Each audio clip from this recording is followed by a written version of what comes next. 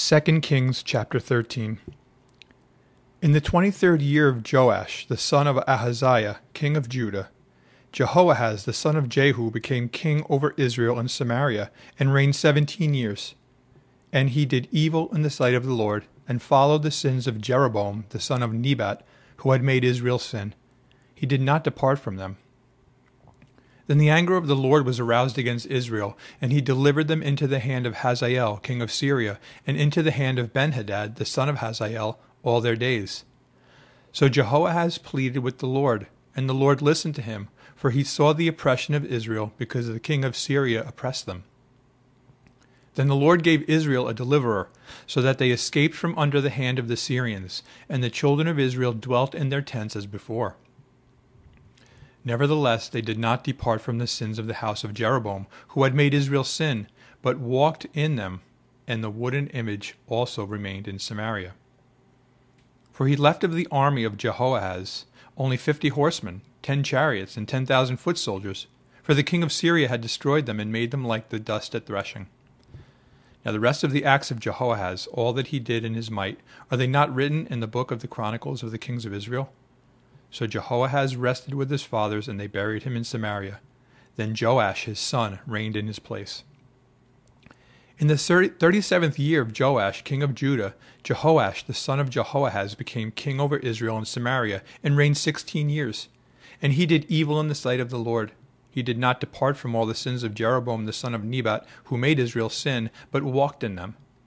Now the rest of the acts of Joash, all that he did, and his might, with which he fought against Amaziah king of Judah, are they not written in the book of the Chronicles of the kings of Israel? So Joash rested with his fathers. Then Jeroboam sat on his throne, and Joash was buried in Samaria with the kings of Israel. Elisha had become sick with the illness of which he would die. Then Joash the king of Israel came down to him, and wept over his face, and said, O my father, the chariots of Israel and their horsemen. And Elisha said to him, Take a bow and some arrows. So he took himself a bow and some arrows. Then he said to the king of Israel, Put your hand on the bow. So he put his hand on it, and Elisha put his hands on the king's hands. And he said, Open the east window. And he opened it. Then Elisha said, Shoot. And he shot. And he said, The arrow of the Lord's deliverance, and the arrow of deliverance from Syria, for you must strike the Syrians at Aphek till you have destroyed them.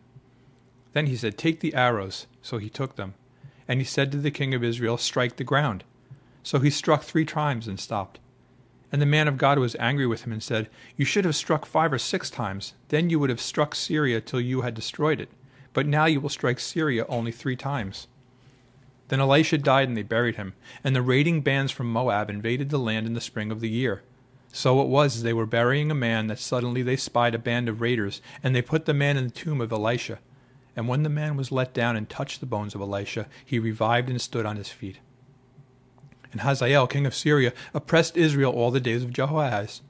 But the Lord was gracious to them, and had compassion on them, and regarded them, because of his covenant with Abraham, Isaac, and Jacob.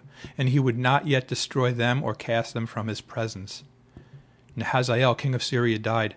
Then Benhadad his son reigned in his place. And Jehoash, the son of Jehoahaz, recaptured from the hand of Benhadad, the son of Hazael, the cities which he had taken out of the hand of Jehoahaz his father by war. 3 times Joash defeated him and recaptured the cities of Israel.